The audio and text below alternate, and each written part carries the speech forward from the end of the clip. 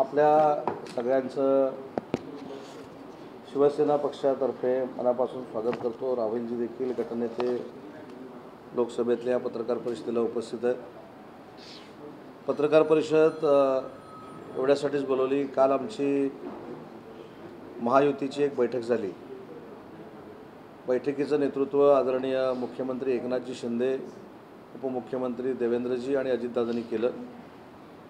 घटक पक्षातले सगळे नेते, रामदासजी आठवले असतील, बच्चूभाऊ कडू असतील, महादेवजी जानकर असतील, सदाभाऊ खोत, आप्पा ठाकूर, त्याच्यानंतर सगळे जेवढे घटक पक्ष आहेत त्या घटक पक्षाचे प्रमुख विनय कोरेजी हे सगळे उपस्थित होते। आणि काल आमच्या बैठकीमध्ये 3 महत्त्वाचे ठराव करण्यात आले।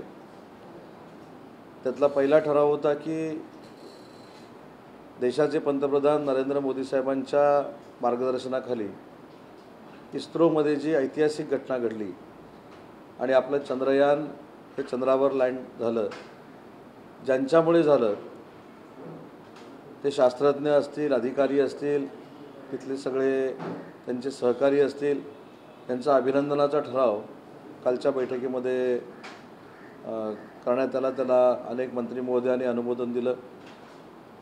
दुसरा ठराव जो होता तो संकल्प ठराव होता की कुठच्याही परिस्थितीमध्ये लोकसभेच्या 48च्या 48 जागा या महायुतीनं जिंकल्या पाहिजेत आणि त्या जिंकतील असा संकल्प ठराव करण्यात आला।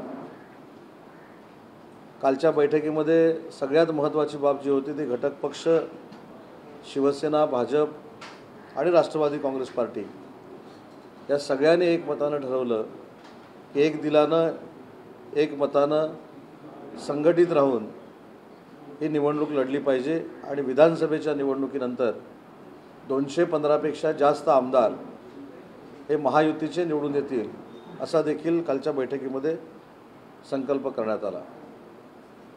दुसरी महत्त्वाची गोष्ट जी काल मुंबईमध्ये घडली म्हणजे महाविकास आघाडीची असंतुष्ट लोकांची एक बैठक मुंबईमध्ये होती आणि काल आम्ही सगळेच वाट बघत होतो, महाराष्ट्रातली जनता, देशातली जनता वाट बघत होतो की लोगोचं अनावरण होईल, पंतप्रधान पदाचा उमेदवार जाहीर होईल। पण हे सगळं न होता जी बैठक पहिलं 2 दिवस म्हणून सांगितली जाते ती 14 तासाचीच बैठक आहे, परंतु याच्यामध्ये काही निष्पन्न झालं नाही। काही लोकांनी आमच्यावर तोंडसूक घेण्याचा प्रयत्न केला, परत खोक्यांचे विषय काही लोकांनी काढले। मी पूर्वी देखील सांगितलं की अजितदादा देखील महायुतीच्या सरकारमध्ये सामील झालेले आहेत। ज्या पद्धतीनं महाराष्ट्र राज्याचे मुख्यमंत्री एकनाथ शिंदे साहेबांनी उठाव केला आणि वंदनीय बाळासाहेबांचा विचार पुढे नेण्याचा ते प्रामाणिकपणाचा प्रयत्न करत आहेत, तशाच पद्धतीनं नरेंद्रजी मोदी साहेब हे पंतप्रधान राहिले पाहिजेत, त्यांची देशाला आवश्यकता आहे या भावनेतनं अजितदादांनी एकनाथजी शिंदे आणि देवेंद्रजींच्या गतिमान सरकारला पाठिंबा देण्यासाठी ते सरकारमध्ये सामील झाले। त्याच्यामुळे मला असं वाटतं की आम्ही घेतलेली भूमिका हीच अजितदादांनी भूमिका घेतली, त्याच्यामुळे खोके आणि गद्दार हा महाराष्ट्राच्या जनतेसाठी विषय संपलेला आहे। पण हे कुणी म्हणावं, ज्यांच्या बाजूला चारा घोटाळ्यामध्ये 1000 कोटीचे खोके ज्यांनी खाल्ले त्यांच्या बाजूला बसूनही खोक्याची गोष्ट करत आहेत। जेवढे ही यादी आहे 28 पक्षांची, याच्यातले 10 पक्ष ज्यांच्यावर कारवाई झालेली आहे, कुठचे भ्रष्टाचार असतील त्याच्यातनं कारवाई झालेली आहे। आणि असं असताना आपल्या आजूबाजूला सगळे बसलेले आहेत, त्यातले निम्म्यापेक्षा जास्त भ्रष्टाचारी आहेत, त्यांच्याकडे लक्ष न देता फक्त नरेंद्र मोदी साहेबांना विरोध करायचा म्हणून विरोधाला विरोध करून आज बैठकी संपन्न होते। परंतु पुन्हा एकदा आम्हाला त्यांना विचारलं पाहिजे की परवाच्या पत्रकार परिषदेमध्ये असं सांगण्यात आलं की अनेक पंतप्रधान पदाचे दावेदार त्यांच्याकडे आहेत, तर तो एखादा उमेदवार आज तरी संध्याकाळपर्यंत जाहीर करावा। दुसरी महत्त्वाची गोष्ट की समन्वयक नक्की कोण असणार आहेत, महाराष्ट्रातले असणार आहेत, कारण महाराष्ट्रातल्या 2 पक्षांचा नंबर मी तुम्हाला यादीत दाखवतो, ही त्यांनी यादी पब्लिश केलेली आहे। या 28 पक्षाच्या यादींमध्ये 25वा नंबर हा NCPचा आहे आणि 26वा नंबर ज्यांनी पुढाकार घेतला त्या उद्धव बाळासाहेब ठाकरे शिवसेनेचा आहे। हे सगळं करत असताना आमच्यावर जे काही आरोप झाले की वंदनीय बाळासाहेबांचा विचार आम्ही पुढे घेऊन जाताना वंदनीय बाळासाहेबांचा फोटो लावतो, त्यांच्या नावाचा वापर करतो, बाप हा शब्द मी वापरणार नाही, पण त्यांना आम्ही पळवलं। मला असं वाटतं की काल ही बैठक सुरू व्हायच्या अगोदर या सगळ्या महाविकास आघाडीच्या लोकांनी वंदनीय बाळासाहेबांच्या स्मृतीस्थळावर जायला पाहिजे होते, तिथं आशीर्वाद घ्यायला पाहिजे होते। पण ज्यांच्या अजेंड्यामध्ये वंदनीय बाळासाहेबांचं नावच नाही अशा लोकांबरोबर आम्हाला सल्ले देणाऱ्या लोकांनी आघाडी केलेली आहे। याच्यामधले अनेक नेते जर आपण बघितले, त्याच्यामध्ये लालू प्रसाद यादव असतील, नितीश कुमार असतील, त्याच्यानंतर काश्मीरचे सगळे नेते असतील, यांनी वंदनीय बाळासाहेब हयात असताना टोकाची टीका ही वंदनीय बाळासाहेबांवर केलेली होती आणि त्यांच्याच मांडीला मांडी लावून काही लोक आपलं राजकारण करण्याचा प्रयत्न करत आहेत। हे जनतेला कळलेलं आहे। जनता ही दूधखोळी नाही, मतदार हे दूधखोळी नाहीत, त्याच्यामुळे कोणी कोणाला गृहीत धरू नये। आणि पुन्हा एकदा आजच्या पत्रकार परिषदेच्या माध्यमातून मी स्पष्ट या ठिकाणी सांगू इच्छितो की कुणीही किती असल्या आघाड्या केल्या तरी नरेंद्र मोदी साहेबांना चॅलेंज होऊ शकत नाही। या खासदारकीच्या निवडणुकीनंतर 375 पेक्षा जास्त खासदार हे महायुतीचे निवडून येतील, पुन्हा एकदा नरेंद्र मोदी साहेब या देशाचे पंतप्रधान होतील आणि आमदारकीच्या निवडणुकीनंतर 215 आमदारांपेक्षा जास्त आमदार हे महायुतीचे या महाराष्ट्रामध्ये निवडून येतील।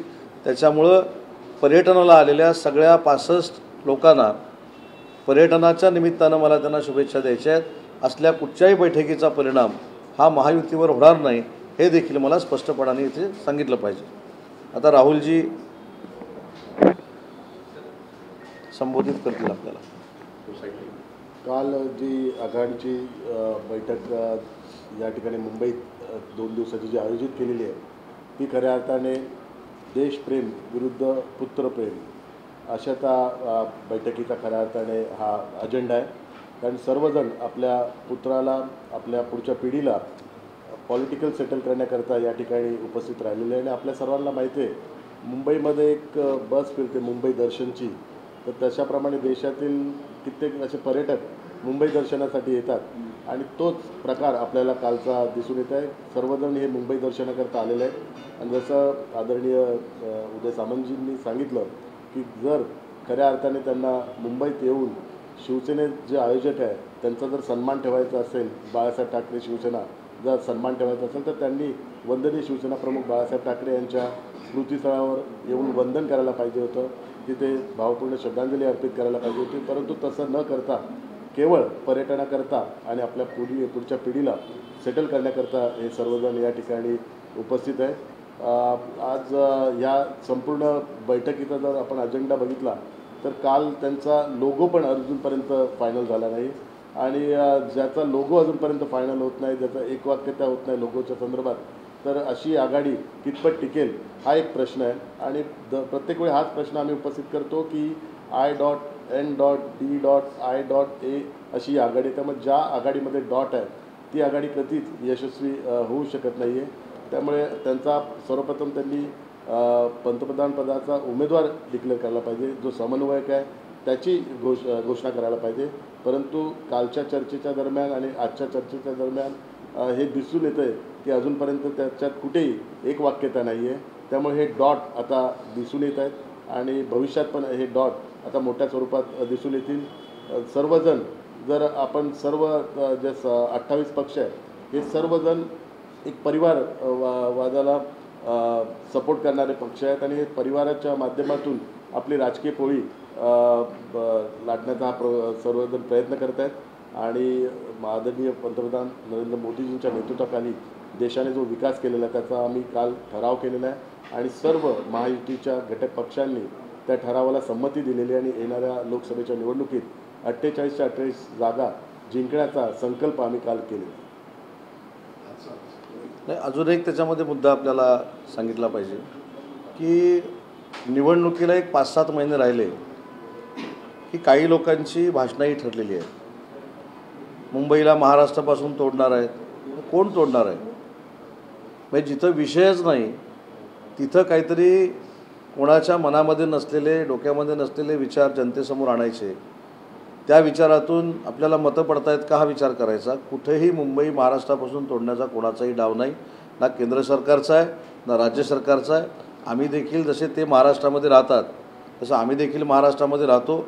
महाराष्ट्रापासून मुंबई कोणाला नक्की बाजूला करायची आहे, कदाचित हे सारखं सारखं बोलून याच लोकांचा हा डाव आहे का असं आता वाटायला लागलेलं आहे।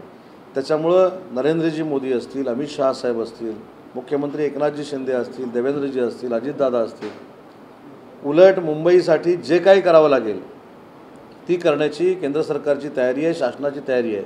त्याच्यामुळे निवडणूक आली की मुंबई महाराष्ट्रापासून तोडू देणार नाही, तर कशाला सांगायला पाहिजे? कोण तोडणारच नाही आहे, हा विषयच होऊ शकत नाही। मुंबई ही आमचीच आहे, महाराष्ट्राची आहे आणि मुंबई महाराष्ट्राचीच राहणार आहे, असं कोणालाही भाषण करून सांगायची आवश्यकता नाही की मुंबई महाराष्ट्रापासून तोडली जाणार आहे। हा एक भावनिक साथ घालण्याचा प्रकार आहे।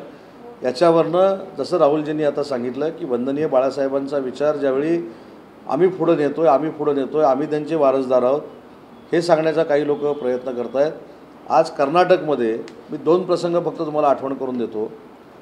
जवळजवळ 2.5 वर्षापूर्वी तिथं भाजपचं सरकार असताना छत्रपती शिवाजी महाराजांचा पुतळा हटवण्याचा काही प्रकार झाला, पण त्यावेळी तात्काळ महाराष्ट्र राज्याचे मुख्यमंत्री तत्कालीन होते, त्यांनी सरकारशी बोललं पाहिजे होतं, परंतु सरकार बदललं असेल, काही अडीअडचणीमुळे सरकार बदललं असेल, पण 8 दिवसापूर्वी पुन्हा एकदा छत्रपती शिवाजी महाराजांचा पुतळा काही ठिकाणून कर्नाटकमधले हटवले गेले। छत्रपती शिवाजी महाराजांचा फोटो लावून मतं मागणाऱ्यांनी हा थोडा विचार केला पाहिजे। आज आपण त्यांच्या बाजूला बसलेलो आहोत आणि म्हणून विचारधारा तर सोडलेलीच आहे आणि विचारधारा सोडत असताना फक्त एवढं सगळं असताना फक्त एकनाथजी शिंदे साहेबांवर टीका करायची, बदनामी करायची, हा एक कलमी कार्यक्रम या लोकांचा सुरू आहे। मुंबईमध्ये काही बॅनर आपण बघितले असतील, बाळासाहेबांचं एक वाक्य लिहिलं गेलेलं आहे की शिवसेनेची मी काँग्रेस व्हायला देणार नाही।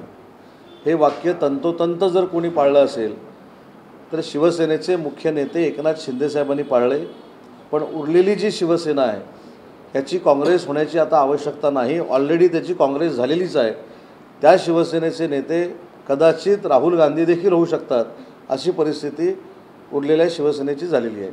आणि म्हणून मला फक्त महाराष्ट्राच्या जनतेला एकच आवाहन करायचं आहे की ज्या पद्धतीनं मुंबईमध्ये येऊन देशाची बदनामी करण्याचं काही लोक काम करत आहेत, कारण ज्यांनी 370 कलम हटवलं जाऊ नये यासाठी मोर्चे काढले, राम मंदिर होऊ नये यासाठी मोर्चे काढले, समान नागरिक कायदा येऊ नये अशी काही लोकांची भूमिका आहे। अशा लोकांच्या मांडीला मांडी लावून जे राजकारण केलं जातं आहे ते महाराष्ट्राच्या आणि देशाच्या जनतेच्या लक्षात आलेलं आहे। म्हणूनच मगाशी मी म्हटलं की 375 पेक्षा जास्त खासदार हे नरेंद्र मोदी साहेबांच्या नेतृत्वाखाली निवडून येतील आणि पुन्हा एकदा नरेंद्र मोदी साहेब देशाचे पंतप्रधान होतील। काल आपण जर बघितलं तर शरद पवार यांना मध्यभागी बसण्यासाठी स्थान देण्यात आलं होतं इंडियाच्या बैठकीमध्ये। कुठेतरी शरद पवार यांच्याकडे या इंडिया बैठकांचं संयोजकत्व येत्या काळात आपल्याला बघायला मिळेल आणि असं जर असेल एकीकडे शरद पवार यांना त्यांचाच पक्ष महाराष्ट्रात सांभाळता येत नाही आणि दुसरीकडे इंडियाचं संयोजकत्व त्यांना मिळेल, हे त्यांच्या पक्षावर मी काय बोलणार नाही, परंतु सिटिंग अरेंजमेंट जर आपण बघितली तर नक्की कोण मध्ये होतं हेच कळत नाही। प्रत्येकाला वाटतं की मीच मध्ये होतो, नितीश कुमारना वाटतं मी मध्ये होतो, लालू प्रसाद यादवना वाटतं मी मध्ये होतो, महाराष्ट्रातल्या नेत्यांना वाटतं मी मध्ये होतो। हाच तर गमतीचा भाग आहे की सगळेच मध्ये आहेत, त्याच्यामुळं समन्वयक नेमला जात नाही आहे, पंतप्रधानाचा दावेदार डिक्लेअर होत नाही आहे, किंवा असं असू शकेल की पंतप्रधान पदाचा दावेदार डिक्लेअर करण्यासाठी नरेंद्र मोदी साहेबांच्या समोर यांच्याकडे व्यक्तीच नाही अशी कदाचित परिस्थिती असेल। त्याच्यामुळं कोण मध्ये बसलं आहे याच्यापेक्षा 65च्या 65 लोकांना मीच मध्ये बसलो आहे अशा पद्धतीची सिटिंग अरेंजमेंट काल केलेली होती। नरेंद्र मोदी हे पुणे लोकसभेतनं निवडणूक लढवणार अशी चर्चा दिल्लीत सुरू आहे, जर झालं तर महाराष्ट्रासाठी कसं असेल का, कसं बघताय? हा शेवटी नरेंद्र मोदी साहेबांचा निर्णय आहे, परंतु एवढी जर मोठी व्यक्ती महाराष्ट्राच्या कुठच्या मतदारसंघातनं निवडणूक लढणार असेल तर आम्हाला सगळ्यांना अभिमान आहे. सर एक मराठीत घेतो सर संजय गायकवाड यांनी इंडियाच्या बैठकी संदर्भात असं वक्तव्य केलं की त्यांचे सगळेच नेते थकलेले आहेत आणि कोण कधीपर्यंत जगेल ही कल्पना नाही. अशा पद्धतीचं वक्तव्य करणं कितपत योग्य आहे आणि गुवाहाटी दौऱ्याचा खर्च मी केला असा देखील दावा संजय यांनी केला. संजय गायकवाड ही शिवसेना पक्षाची अधिकृत भूमिका होऊ शकत नाहीत. संजय गायकवाडांचं वैयक्तिक मत असू शकतं आणि या संदर्भात दोन्ही गोष्टींच्या बाबतीत मला आणि राहुलजींना त्यांच्याशी चर्चा करावी लागेल. त्याच्यामुळं मला असं वाटतं की आमची पत्रकार परिषद ही शिवसेनेची पार्टी ऑफिसमधली अधिकृत पत्रकार परिषद आहे. वन नेशन वन इलेक्शन ज्या प्रक्रियेला सुरुवात झाली केंद्र सरकारकडून राष्ट्रपती रामनाथ कोविंद यांची अध्यक्षाची समिती जी बनवली आहे यावरती एक समिती आम्हाला घाबरून बनवली असा विरोधकांचा आरोप. नाही, या संदर्भात मी सांगू इच्छितो की वन नेशन आणि वन इलेक्शन ची जी समिती गठीत केलेली आहे माजी राष्ट्रपती रामनाथ कोविंद यांच्या नेतृत्वाखाली, खऱ्या अर्थाने आपण जर देशाचा पूर्व इतिहास जर पाहिला तर 1952 ते 1967पर्यंत देशामध्ये वन नेशन आणि वन इलेक्शन होतं आणि त्याच्यानंतर निवडणुकीची वेगळी प्रक्रिया संपूर्ण देशात चालू झाली. 1982 आणि 1983मध्ये निवडणूक आयोगाने वन नेशन वन इलेक्शन व्हावं असं इच्छा प्रकट केली होती. परंतु दुर्दैवाने त्यावेळेचं जे पॉलिटिकल ॲटमॉस्फिअर असेल, जे नेतृत्व असेल, त्यांनी तो निर्णय स्वीकारला नाही. 1999मध्ये जस्टिस जीवन रेड्डी यांनी पण वन नेशन वन इलेक्शन व्हावं अशी भूमिका मांडली होती. परंतु दुर्दैवाने त्यावेळेचं पण जे पॉलिटिकल नेतृत्व होतं त्यांनी त्याला सपोर्ट केला नाही. 1917ला नीती आयोगाने पण शिफारस केली. 2017 आणि 2018ला लॉ कमिशनने पण आपला एक रिपोर्ट लॉ मिनिस्ट्रीकडे सबमिट केला आणि वन नेशन आणि वन इलेक्शनच्या संदर्भात त्यांनी प्रस्ताव ठेवला. त्याच्यात त्यांची भूमिका हीच होती की जो पब्लिक एक्सपेंडिचर आहे संपूर्ण इलेक्शनच्या बाबतीत तो जास्त होतो आहे आणि जो ॲडमिनिस्ट्रेशनवर जो बर्डन होतो आहे, सिक्युरिटी फोर्स असेल, कारण कोड ऑफ कंडक्टमुळे प्रत्येकाला एक मर्यादा येते, ॲडमिनिस्ट्रेशनला पण कामाच्या संदर्भात मर्यादा येते आणि लोकप्रतिनिधीला पण मर्यादा येते. म्हणून वन नेशन वन इलेक्शन व्हावं असं त्यांचं म्हणणं होतं आणि त्याकरता आज ही कमिटी गठीत झालेली आहे. तर निश्चित स्वरूपात त्या कमिटीचं आम्ही स्वागत करतो आणि या संदर्भात शिवसेनेचे जे वरिष्ठ नेते आहेत या संदर्भातलं चर्चा करतील आणि शिवसेनेचे मुख्य नेते महाराष्ट्र राज्य मुख्यमंत्री आदरणीय एकनाथ शिंदे साहेब ही शिवसेनेची भूमिका त्या संदर्भातली स्पष्ट करतील. पंतप्रधान नरेंद्र मोदी यांच्या वाढदिवसानिमित्त एक स्पेशल मोदी एक्सप्रेस चालवण्यात येणार आहे कोकणामध्ये. कोकणवासियांना त्या रेल्वेच्या माध्यमातून अतिशय चांगल्या पद्धतीचा फायदा होईल. त्याच्यामुळे अशी रेल्वे एक्सप्रेस जर सुरू होणार असेल तर त्याचा मनापासूनचा एक कोकणातला कार्यकर्ता म्हणून नक्कीच आनंद आहे. परंतु अजून एक मला महत्त्वाची गोष्ट ही सांगायची आहे की यादी मी आपल्याला वाचून दाखवतो. कुणी कोणाची स्पर्धा करायची, कुणी कोणाची कॉम्पिटिशन करायचं हा एक स्पर्धेतला भाग असतो. आता हे 28-29 पक्ष आहेत. त्याच्यामध्ये JDU आणि उद्धव बाळासाहेब ठाकरे शिवसेना हे BJPच्या अलायन्समधनं त्यावेळी निवडून आलेले पक्ष आहेत. त्यांचे खासदार 5 आणि 16 आहेत.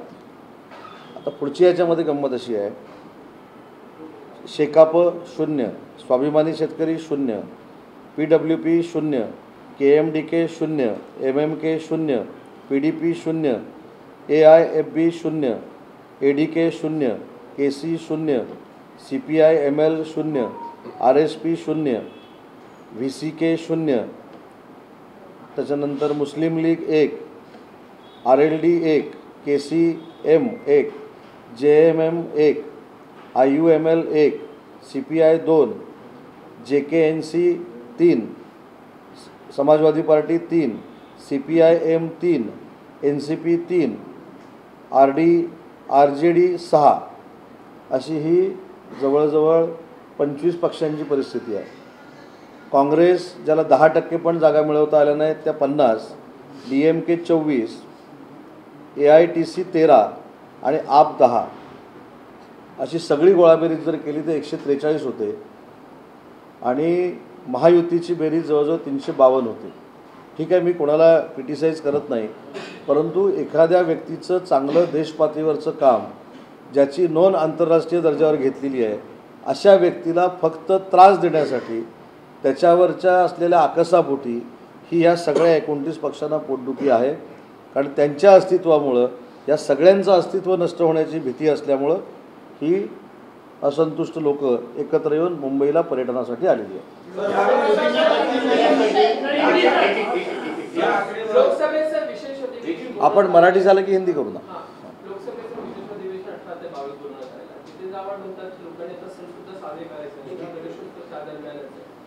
तर त्यामुळे सण साजरे करता येणार नाही कारण का अनेकांना तिथे जावं लागेल. विशेष करून खासदार नाही, टीका आवडतात. जितेंद्र आव्हाड मंत्री पण होते आणि आमदार पण आहेत, तर त्यांना ह्या गोष्टीची कल्पना नाही की देशाबद्दलचं जे कर्तव्य आपलं प्रत्येक लोकप्रतिनिधीला त्याला प्राधान्य दिलं पाहिजे. सण हे येत असतात आणि सणाच्या संदर्भात लोकप्रतिनिधी हा त्या ठिकाणी फक्त लोकप्रतिनिधींना त्या अधिवेशनाला बोलवलं आहे, संपूर्ण देशाला बोलवलं नाही. संपूर्ण देश हा सण साजरा करणार आहे आणि सणात कुठलाही व्यत्यय पार्लमेंटच्या सेशनमुळे सणामध्ये कुठलाही व्यत्यय येत नाही आहे. आणि देशवासियांकरता, देशवासियांच्या सुरक्षेकरता, देशवासियांच्या हिताकरता महत्त्वाकांक्षी निर्णय जर त्या अधिवेशनात होणार असतील तर निश्चित स्वरूपात स्वागत करायला पाहिजे. आणि एखाद्या आमदाराने आणि एखाद्या माजी मंत्र्याने सेशनच्या अधिवेशनाच्या बाबतीत असं वक्तव्य करणं हे अत्यंत दुर्दैव आहे, लोकशाहीच्या दृष्टिकोनातून घातक आहे आणि संविधानाच्या विरुद्ध आहे. सर, जरांडेश्वर साखर कारखाना प्रकरणामध्ये ईडीनं चार्जशीट दाखल केलेली आहे. त्यामध्ये अजित पवार आणि त्यांच्या पत्नी सुनेत्रा पवार यांचं नाव वगळण्यात आलेलं आहे, पण मात्र अर्जुन खोतकर यांचं नाव त्यामध्ये दिसते. अजित पवार हे युती सरकारमध्ये आल्यामुळे त्यांचं नाव वगळण्यात आलं अशी चर्चा आहे. नाही, चर्चा अशी फार होत असते कारण शेवटी ईडी ही एक स्वतंत्र स्वायत्त संस्था आहे. त्याच्यामधनं नाव जर तपासामध्ये काही साध्य झालं नाही तर वगळण्याचा देखील त्याला अधिकार आहे. आणि म्हणून हा सगळा मॅटर कोर्टामध्ये सबमिट केलेला असल्यामुळं कोर्टाच्या बाहेर याच्यावर चर्चा करणं योग्य आहे असं मला वाटतं. टक्कर देण्यासाठी इंडिया आघाडीने 2019चा जो निकाल लागला होता त्याचा सेकंड रनरचा एक फॉर्म्युला तयार केला. कसं काय मोदींना टक्कर देण्यासाठी इंडिया आघाडीने 2019चा जो निकाल लागला होता त्या आधारावरती आता एक सेकंड रनर प्लॅन तयार केला. नाही, हा प्लान त्यांचा गेली 10-15 वर्ष तसाच चालू आहे. पहिल्या निवडणुकीच्या वेळी देखील हे सगळे एकत्र आलेले होते, मागच्या निवडणुकीच्या वेळी देखील सगळे एकत्र आलेले होते. त्यांच्या ABCD पासून झेडपर्यंत सगळे प्लान त्यांचे तयार होते, एकही यशस्वी झाला नाही. ते नरेंद्र मोदी साहेबांना टक्कर देऊ शकत नाहीत. नरेंद्र मोदी साहेबच या देशाचे पंतप्रधान खासदारकीच्या निवडणुकीनंतर होणार आहेत. सर, संजय राऊतांनी केंद्र सरकारवर टीका केली आहे. वन नेशन वन इलेक्शन ही निवडणुका पुढे ढकलण्याचा षडयंत्र याचा संजय राऊत. नाही, त्यांच्या कसं आहे की मगाशी जसं राहुलजींनी सांगितलं, जे अधिवेशन होणार आहे लोकसभेचं त्याच्यामध्ये नक्की काय आहे हे ना मला माहिती आहे, ना प्रेस कॉन्फरन्स घेणार आहे कोणाला माहिती आहे.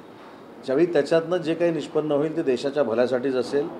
कारण आज आपल्याला एवढा तर कॉन्फिडन्स सगळ्यांनाच आहे, तुम्हाला आम्हाला, की नरेंद्र मोदी साहेबांच्या नेतृत्वाखाली जे निर्णय घेतले गेले ते देशाच्या दृष्टीनं ऐतिहासिक होते. त्याच्यामुळे या अधिवेशनामध्ये देखील देशाला ऐतिहासिक काहीतरी मिळेल. उदयजी, तुम्ही जी आकडेवारी सांगितली त्याच्यावरच काँग्रेसचं एक असं मत आहे की मग मल्लिकार्जुन खरगेंकडे समन्वयक किंवा PM पदाचा उमेदवार, पण नितीश कुमार आणि ममता दीदी याला थोड्याशा फारशा पॉझिटिव्ह दिसत नाही अशी चर्चा. मला तर असं वाटतं की खरगे जर जाहीर झाले तर ममता दीदी आणि नितीश कुमार हे अलायन्समध्ये राहतील की नाही ही देखील माझ्या मनामध्ये शंका आहे. सर, उद्धव ठाकरे गटातले जे माजी नगरसेवक आहेत, विभाग प्रमुख देखील राहिले आहेत, सुधीर मोरे यांनी काल रात्री उशिरा आत्महत्या केलेली आहे. कळतंय असं की गेल्या 2 महिन्यांपासून त्यांना ब्लॅकमेल केलं जात होतं. यासाठी त्यांनी एक नवीन फोन देखील घेतला होता काही कॉल्स रेकॉर्ड करण्यासाठी, पण मात्र त्याआधीच त्यांनी आत्महत्या केलेली आहे. काय सुधीर मोरे हे माझ्या रत्नागिरी जिल्ह्याचे संपर्क प्रमुख होते. माझे त्यांचे अतिशय जिव्हाळ्याचे संबंध होते. ते जरी उद्धव बाळासाहेब ठाकरेमध्ये पदाधिकारी म्हणून काम करत असले तरी एक संवेदनशील कार्यकर्ता होता, एक मित्र म्हणून ते आमचे चांगले होते आणि ते आज हयात नाहीत. हे दुःख आम्हाला नक्कीच आहे आणि आमची देखील विनंती राहणार आहे, शेवटी कोण कुठच्या पक्षामध्ये आहे याच्यापेक्षा एखाद्याला जर त्रास होत होता असेल किंवा त्याच्यातनं काही घडलं असेल तर पोलिसांनी त्याची रितसर चौकशी केली पाहिजे. सर, राज्य दुष्काळाच्या छायेत असताना पाणी पुरवठा चालू आहे, या संदर्भात काय निर्णय घेणार आहात का? कारण की आगामी काळामध्ये जर पाऊस नाही पडला तर पिण्याच्या पाण्याचा प्रश्न निर्माण होऊ शकतो. आपण परमेश्वराच्या चरणी प्रार्थना करूया की अशा पद्धतीची वेळ महाराष्ट्रामध्ये वरती येऊ नये. मुद्दा असा आहे की आपण एक कायदा बनवलेला आहे की अशी परिस्थिती ज्यावेळी येईल तरी पहिलं पाणी हे लोकांना दिलं गेलं पाहिजे, त्याच्यानंतर शेतीला दिलं गेलं पाहिजे आणि त्याच्यानंतर इंडस्ट्रीला दिलं गेलं पाहिजे. अशा पद्धतीची नियमावली आपल्याकडे आहे. परंतु पाऊस परतीचा जरी असला तरी तो चांगल्या पद्धतीनं पडेल आणि धरण क्षेत्रामध्ये विशेषतः पाऊस पडेल आणि सगळी धरणं भरली जातील असा आपण आशावाद बाळगूया आणि ईश्वरचरणी प्रार्थना करूया की सगळं राजकारण बाजूला राहू दे, पण चांगला पाऊस पडू दे आणि हा दुष्काळ दूर होऊ दे. वन नेशन वन इलेक्शन की जब बात हो रही है तो आप किस तरीके से देखते हैं कि क्या लगता है कि इसमें जनता तैयार है, देश तैयार है, क्योंकि 18 से 22 का अधिवेशन में विशेष तौर पर बुलाया गया है, तो ये सारे मुद्दे ये इसमें विधेयक आ सकता है, बिल आ सकता है. वन नेशन वन इलेक्शन के बारे में शिवसेना के पहले से भूमिका स्पष्ट है और आप सभी को वन नेशन वन इलेक्शन के पूर्व इतिहास आपको सभी को पता है. 1952 में से लेकर 1967 तक देश में वन नेशन वन इलेक्शन होता रहा, लेकिन उसके बाद इलेक्शन की प्रोसेस चेंज हुई और उसकी वजह से अलग अलग तारीख के पे असेंबली इलेक्शन हो या पार्लियामेंट इलेक्शन होते रहे. 1982 और 1983 में इलेक्शन कमीशन ने गवर्नमेंट को प्रपोज किया कि वन नेशन वन इलेक्शन होना चाहिए था, लेकिन उस वक्त जो पॉलिटिकल पार्टी थी उन्होंने इसके बारे में डिसीजन नहीं लिया. 1999 में जस्टिस जीवन रेड्डी जी ने वन नेशन वन इलेक्शन के बारे में प्रपोजल गवर्नमेंट के पास दिया था, लेकिन दुर्भाग्यपूर्वक है गवर्नमेंट ने उसके बारे में डिसीजन नहीं लिया.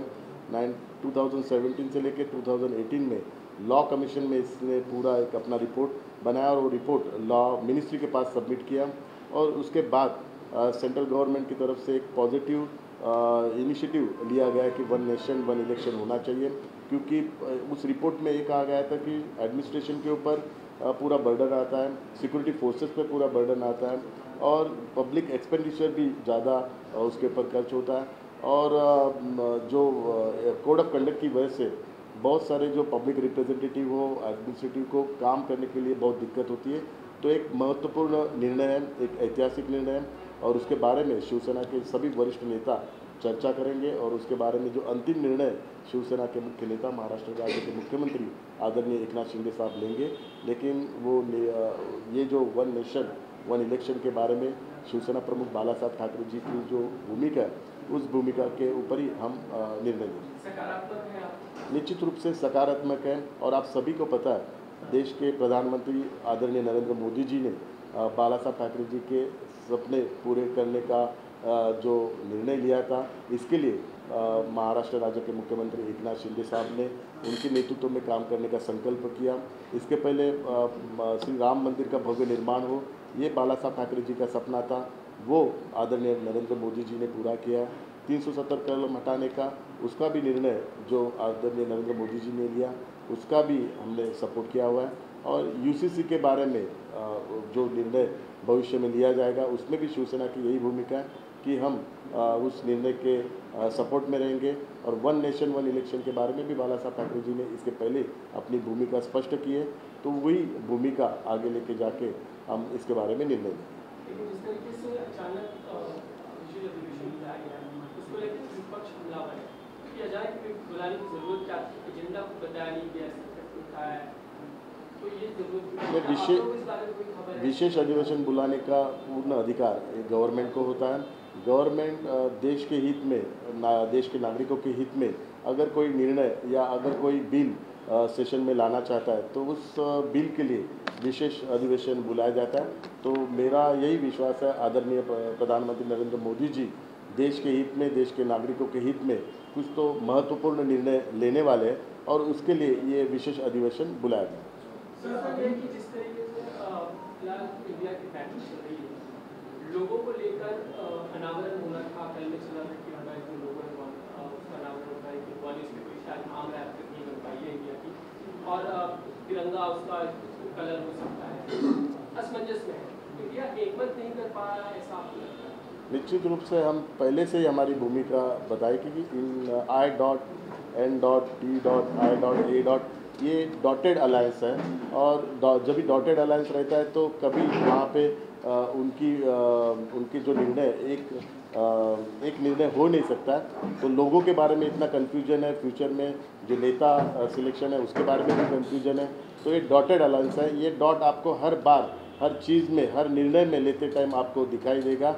और ये सब अपने परिवार को बचाने के लिए आए हुए हैं। आप सभी को पता है आदरणीय प्रधानमंत्री जी नरेंद्र मोदी जी का परिवार यानी कि पूरे 140 करोड़ की हमारी देश की जो जनता है वो परिवार मानते हैं, और ये वो परिवार के विकास के लिए, परिवार के संरक्षण के लिए, वो परिवार के उन्नति के लिए आदरणीय प्रधानमंत्री नरेंद्र मोदी जी निर्णय लेते हैं। परंतु ये जो अलायंस बना है अपने परिवार को बचाने के लिए, अपने बच्चों को बचाने के लिए, अपने बच्चों का भविष्य बनाने के लिए ये अलायंस बना हुआ है।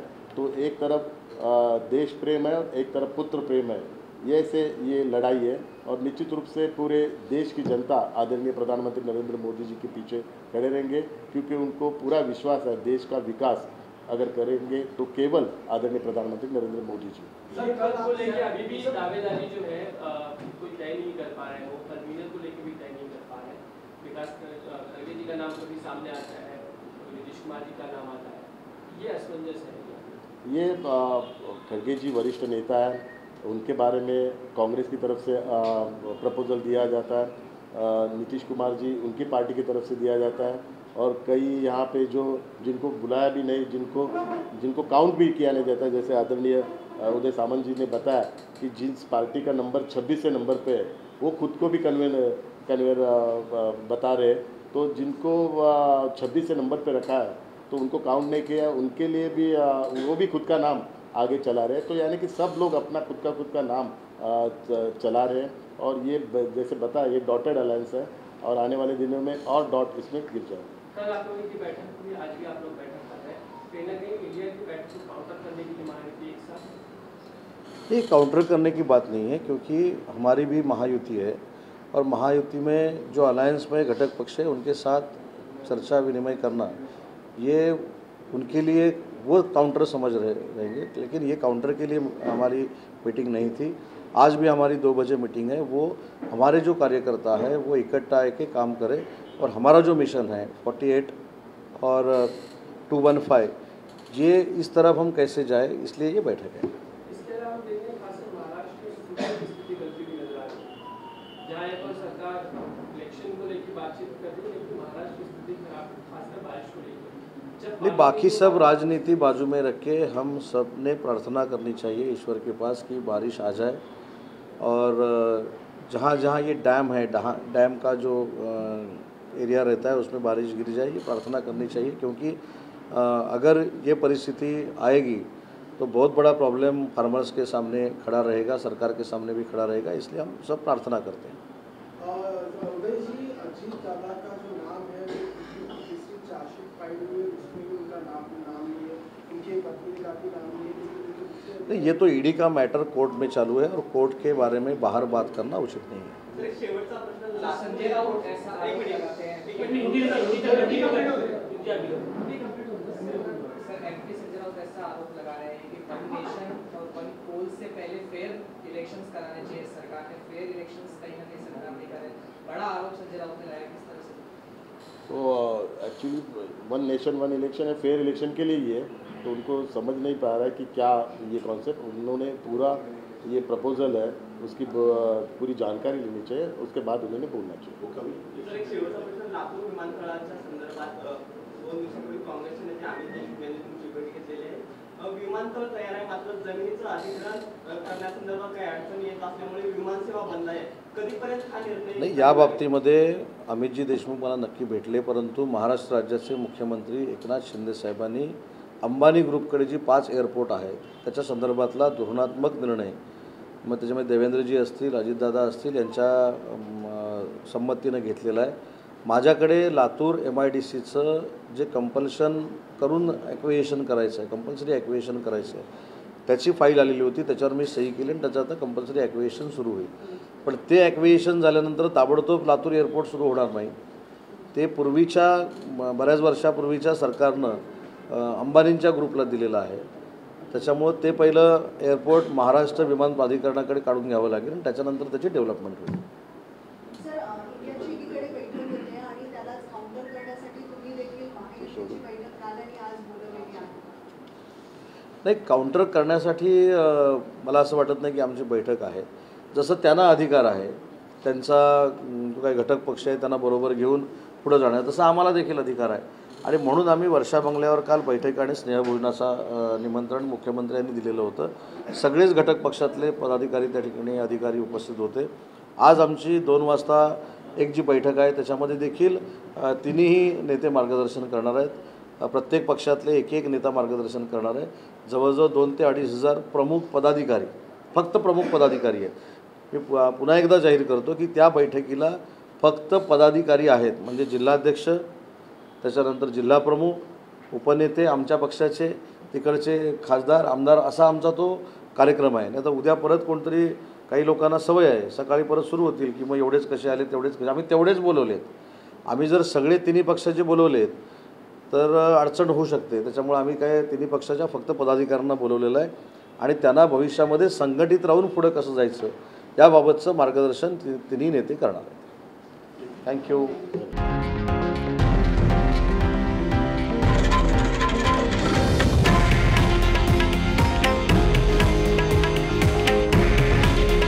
हे आहे देशातील नंबर 1 न्यूज नेटवर्क आणि आपण पाहत आहात TV9 मराठी. काळजी तुमची, हित महाराष्ट्राचं.